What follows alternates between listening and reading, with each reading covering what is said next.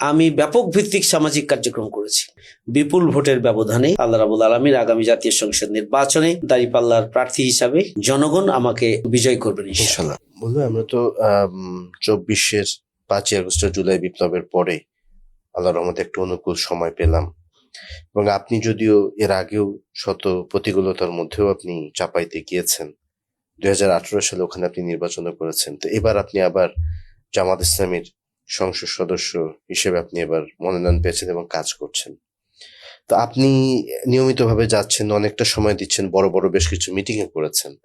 মানুষের সাড়া কেমন পাচ্ছেন এই পরিবর্তিত পরিস্থিতিতে? কেমন কি মনে হচ্ছে এবার? আপনাকে ধন্যবাদ।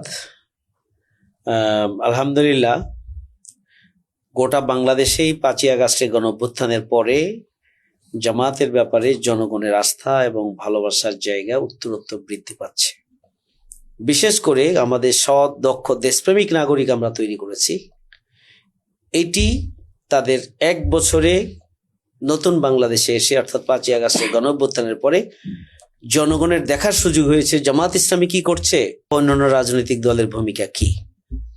এটি দিবালোকের মতো এদেশের একদম তৃণমূলের সাধারণ জনগোষ্ঠীর কাছে এটি পৌঁছে যাওয়ার কারণে গোটা বাংলাদেশেই জনগণের জামাতের প্রতি আস্থা এবং ভালোবাসার জায়গা তৈরি হয়েছে আলহামদুলিল্লাহ।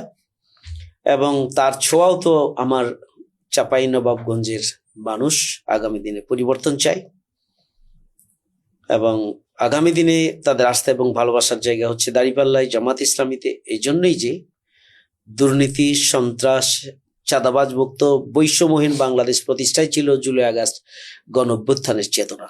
জুলাই আগস্ট গণঅভ্যুত্থানের চেতনা ছিল উই ওয়ান্ট জাস্টিস, আমরা ন্যায় বিচার চাই। ন্যায় বিচার এবং ইনসাফের বাংলাদেশ, মানবিক বাংলাদেশ, বসবাসযোগ্য বাংলাদেশ এবং বৈষম্যহীন বাংলাদেশ ছিল জুলাই আগস্ট গণ অভ্যুত্থানের চেতনা। এবং সেই চেতনার ধারক এবং বাহক হচ্ছে বাংলাদেশ জামাত ইসলামী। এইটা আজকে দিবালোকের মতো পরিষ্কার। এই জন্য চাঁপাইনবাবগঞ্জের মানুষ আগামী দিনে পরিবর্তন চাই, গোটা দেশের মানুষ যেভাবে পরিবর্তন চায়। 2 হচ্ছে যে আমি সেখানে চাঁপাইনবাবগঞ্জে আমি বড় হয়েছি। হরিমোহন সরকারি উচ্চ বিদ্যালয়ে আমি পড়েছি, নওগাঁ সরকারি কলেজে পড়েছি, ছাত্র সমাজ আমাকে ভোট দিয়ে নির্বাচিত করেছে, রাজশাহী বিশ্ববিদ্যালয়ে পড়েছি, যেখানে চাঁপাইনবাবগঞ্জের উল্লেখযোগ্য সংখ্যক ছাত্র সবসময় থাকে।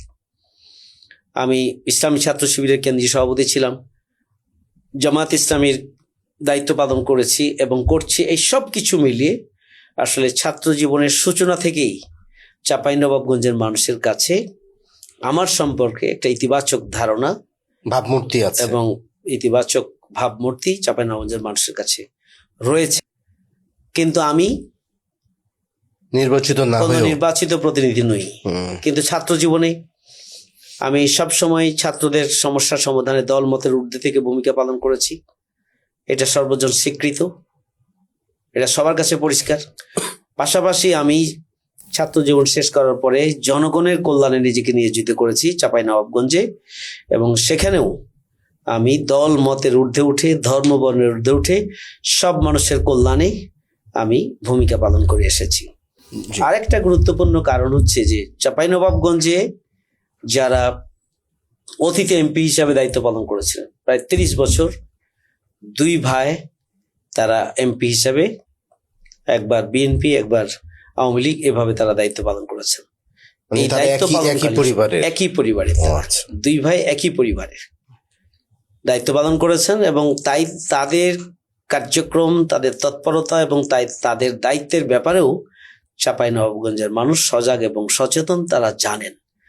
বিধায় এখন তারা একটা পরিবর্তন চায়। আলহামদুলিল্লাহ, ব্যাপক সাড়া সর্বস্তরের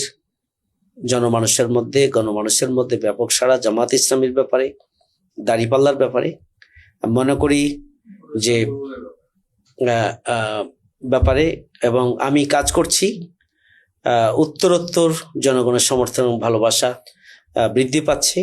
আমি আশা করি যে বিপুল ভোটের ব্যবধানে আল্লাহ রাব্বুল আলামিন আগামী জাতীয় সংসদ নির্বাচনে দাঁড়িপাল্লার প্রার্থী হিসাবে জনগণ আমাকে বিজয় করবেন ইনশাআল্লাহ।